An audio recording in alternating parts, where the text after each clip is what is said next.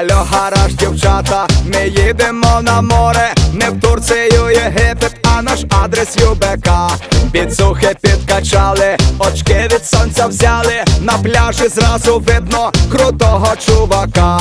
Ципурами на сонці ми зайчики пускаєм, жуємо еротично вчорашню пахлаву.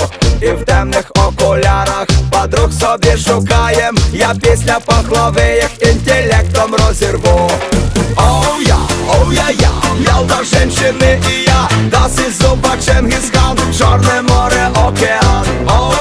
Оу я, Ялта, женщини і я, das ist super Чингисхан, Чорне море, океан. Ялта, я Ялта, Ялта, я Ялта, Ялта, Ялта, Ялта.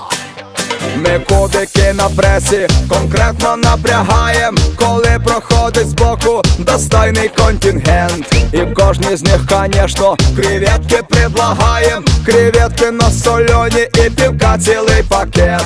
Ми по коліна в морі лапаємо медузи, широко від захоплення повідкривали рот. Дівчата романтично за нами наблюдають і дуже інтенсивно вдихають з моря йод.